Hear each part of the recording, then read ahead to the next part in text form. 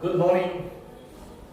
Glad to see you again. It's a holiday season. Half of the people is on holiday. Good on them. Anyone going away soon? Yep. Oh. The rest enjoy Melbourne summer. This morning, as we continue the book of Matthew, greatness. I believe that we are quite good in measuring what we think greatness is, what success is. Success is quite obvious in this world today. We look at greatness and success, you can see, right? We look at possessions. We look at the money we can earn, the cars that we drive, the exotic holidays that we can take. We see it in Instagram, all the nice places, that's the place I want to go, how nice some of these people are on holiday all their life. Their job is go on holiday and take Instagram photograph. Success, where you stay, what you wear. I must say that, Aussies are quite nice. We don't go on brand, we are quite casual. The longer you stay here, the more casual you become, unless you go back to Hong Kong again.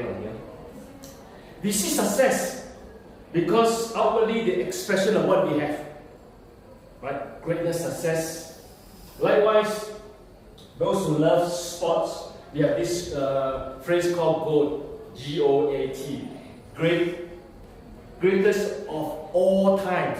Who's the GOAT in basketball? Nobody play. You don't play basketball. Who's the greatest? MJ, LeBron James, Kobe.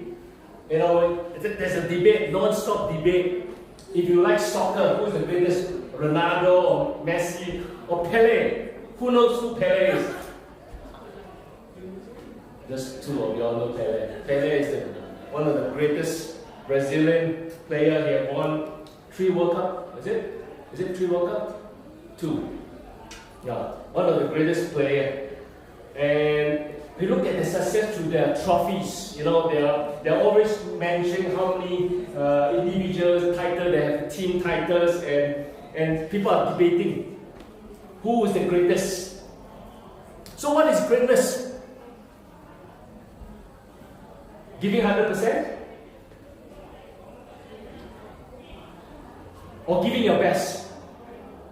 Or is greatness just trying? Is it enough?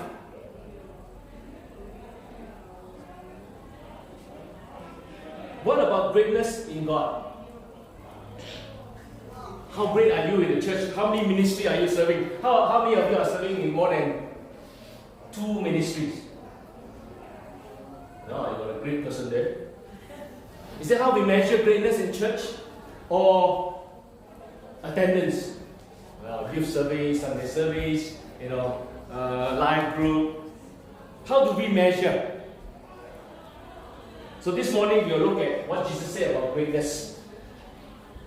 In the kingdom of heaven, you will notice the term kingdom of heaven, kingdom of God. This is basically telling you what the values is to Jesus. We call it the kingdom of heaven, kingdom of God. Okay, we're going to read chapter 18, verse 1 to 9. It says that, you can read in your own with me. At the time, disciple came to Jesus and asked, "Who then is the greatest in the kingdom of heaven?"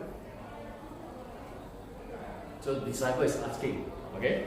And he called a little child to him and placed the child among them and said, "Truly I tell you, unless you change and become like little children, you will not enter the kingdom of heaven." Okay? Therefore, whoever takes the low position of this child is the greatest in the kingdom of heaven.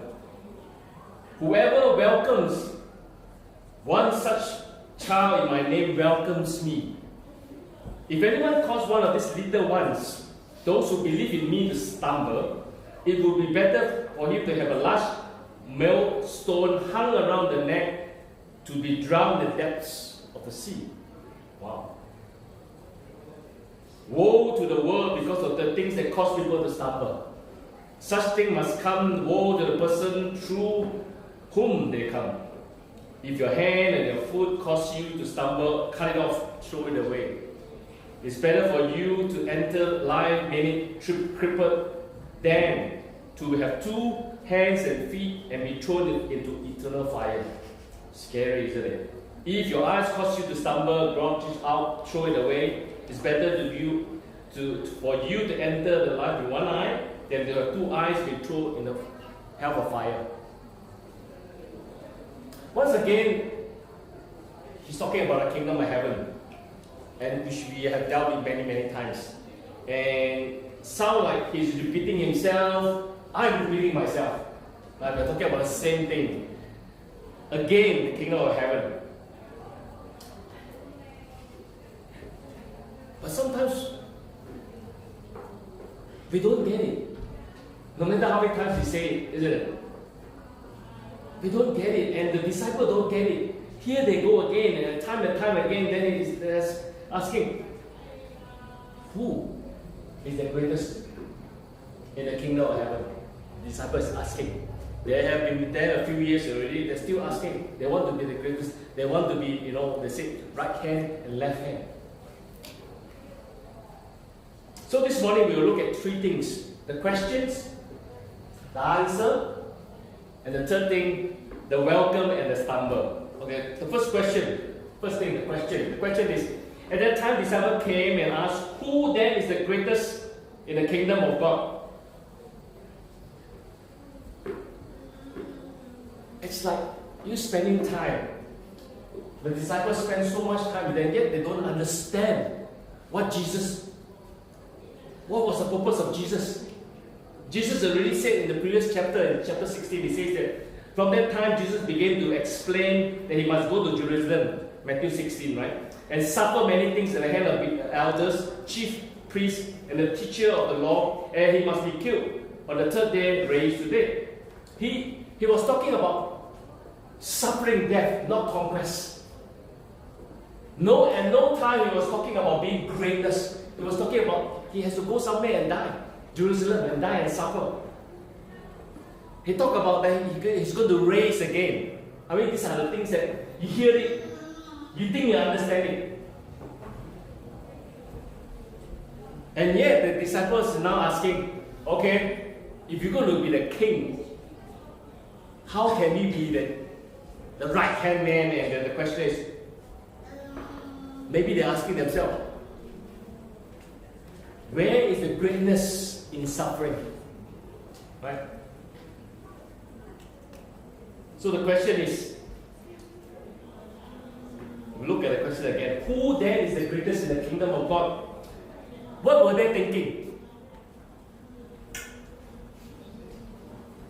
They asked the question, think about it, what were they thinking? Maybe they're still thinking about the physical restoration of the power of the nation of Israel.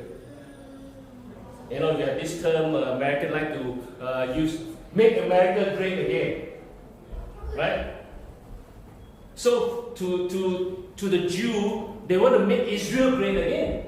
They're thinking about David, they're thinking about Solomon, and so that nationally they can be militarily strong. Right? They are thinking, that's what God wants, right? To make Israel great again. Even the disciple at that time, I don't know, will probably spend about 2.5 years, 3 years already, cannot fully comprehend Jesus' mission. That's why they asked the question, who is going to be the great general in the kingdom of God? They were concerned about their own status. They were concerned about their own status among Jesus. So, have you ever think in church, how can I be prominent in church? Who is the boss in the church? Good answer. Think about it, greatness in church. Greatness in Christianity, being a Christian. What is greatness? today context, what is greatness? Who is considered great in the church? So I'm not going to answer that question. We're going to look through that second point, the answers. Okay? Jesus is answering now. He asked the question, Jesus answered. He called the little children, he placed among them, truly, unless you change and become like a little children, you will never enter the kingdom of God. Therefore, whoever takes a lowly position in this child is the greatest.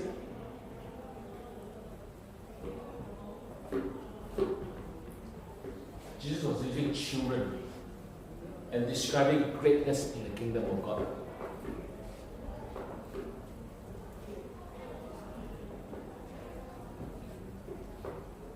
He's using a child. The disciple was so secure they think they're going to be around. Jesus said, you must be a child. If not, you cannot enter. Now he's talking about basic stuff. The disciple is thinking of greatness. But in verse 3, he says that you don't be like a little child, you can't even enter. You can't, if you don't be a little child, you don't meet the minimum requirement of the kingdom before you can ever think about greatness. So how do we replicating the children? Verse 4 says, therefore, whoever takes the lowly position, this child will be the greatest. The New Living Translation says, so anyone who becomes as humble as this little child is the greatest of the kingdom of heaven. So, what does it mean to be a child? Jesus is not asking us to be childish. You know? Don't care. He's not asking us to be childish. He's asking us to look at children. First of all, they're dependent. In many ways, they can't meet basic needs. In fact, they can't meet their needs. You know, when you care for babies, you know, the parents have to feed them. They are dependent. Even now that you're a teenager, how many of you all cook for yourself? So, do you expect to have breakfast, made lunch? Who made your own lunch for your school? How many of your parents make lunch for you? Huh? Oh, your parents make lunch for you. So, that's what he's saying. We need to know our position. In many ways, children are without status. Basically, Jesus is saying, like a child, totally dependent. And the greatness is to be humble enough to realize that he or she, you and I, are not in control.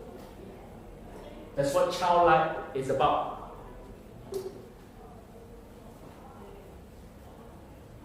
And be lowly in position. And it's not an easy thing. We are taught to strive for greatness. Right?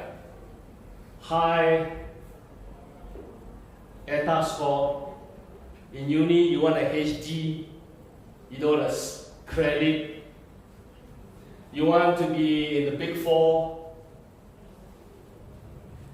You know the Big Four? You know what's the Big Four? Yeah, accounting Big Four. You know, some of you are from Big Four, have been in Big Four. You got a big house. Huh?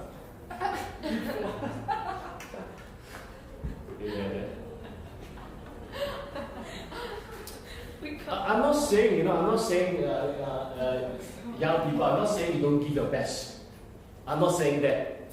But I'm saying that there's a danger there when we strive to be the best. There's a tendency that we are in control. I study hard. I work very hard. Right? I give my best. So, it's hard to receive order when you're making decisions for yourself, you know, and you have the power to make decisions when you can choose your own destiny, you know, you're in control, when you are so self-reliant. And here Jesus is saying, greatness have to do with lowly, a low child, a humble, child who knows dependency.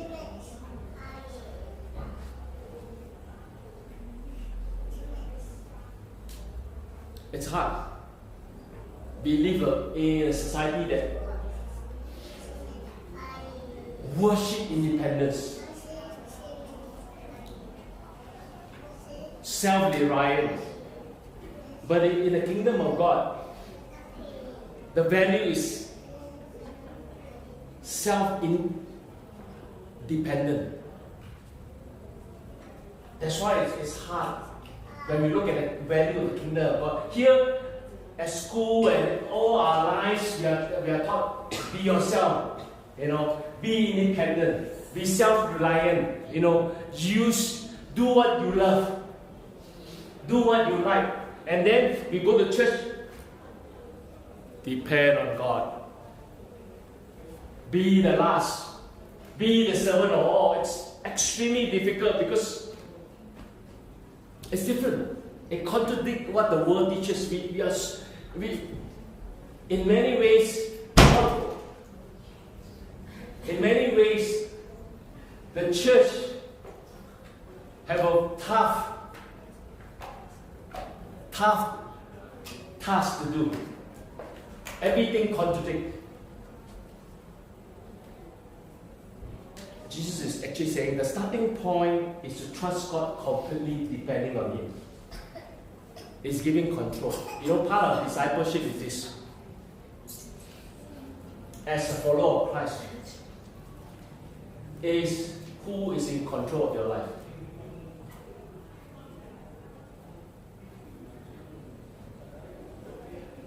Do we ask God first before we do?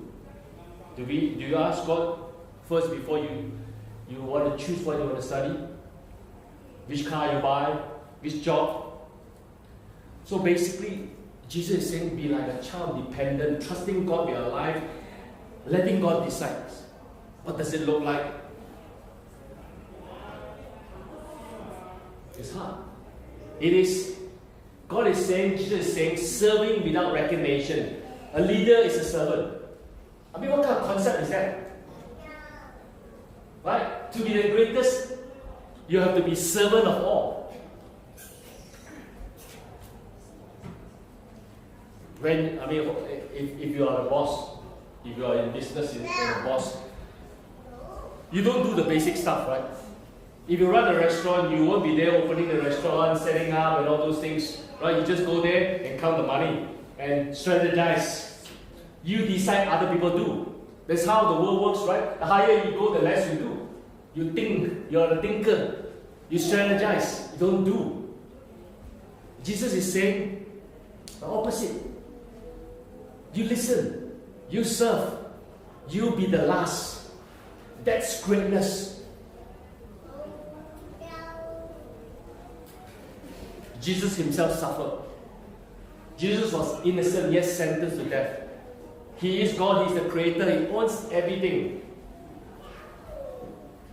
Yet He says, I come not to be served, but to serve. It's hard teaching, but that's greatness.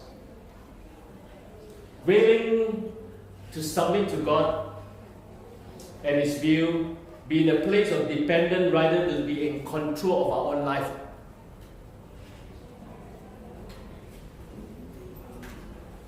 Maybe it looks like this. We continue to serve, continue to do, and we leave the result to God. Maybe we have to start thinking about the best way rather just be available and serve and let the success. Let God bring the success. Maybe we have to stop counting, analyzing. Just give, just serve. And leave your future to God.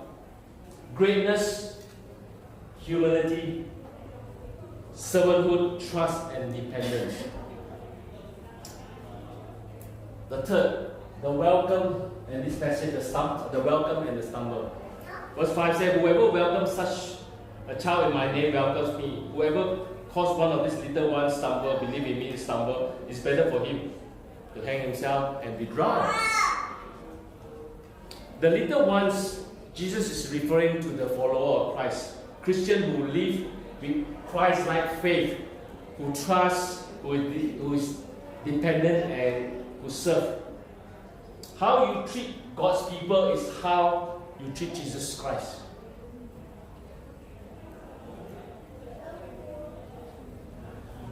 The word stumble means putting an obstacle in someone's path that hinder them from proceeding. So it's like obstacle course like that. You put obstacle course so that it'll be hard, right? But in life, if you stumble someone to progress with God, that's what we mean stumble. In the context, if you look at the context, the disciple is asking themselves, who is the greatest among them? The 12. And it could stumble other believers because they are seeing leaders fighting for position.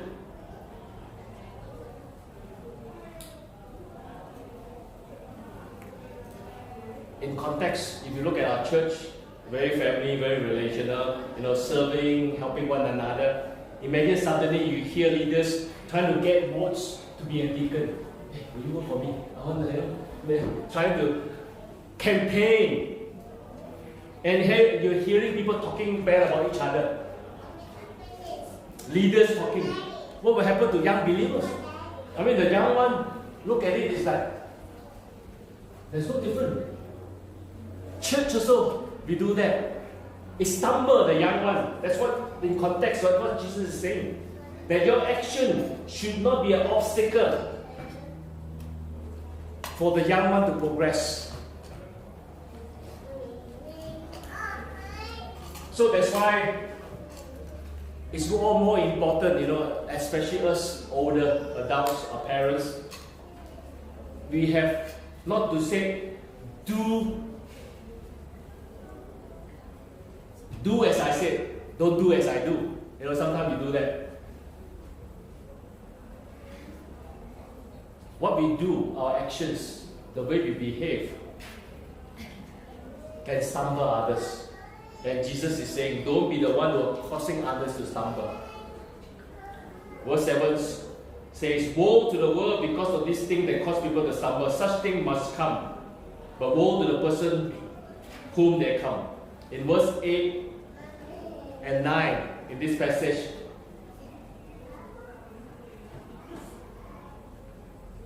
if you cause someone, if your eyes cause even yourself, your eyes, your feet ask you to stumble, it's better to get rid of it. Jesus is saying that we must welcome this little one rather than stumble them. So as leaders, we are leaders in our own way. Leaders in the ministry, the youth leaders, we are leaders as parents, you're leaders in school. We have to watch our action because we could stumble others. Greatness is dependent, a place of trust or dependent on God, a place where it is okay when we are not in control of the situation, a place where we are not necessarily, it is not necessary that we have to be in charge, a place where we want to serve like Jesus, a place where we think about others.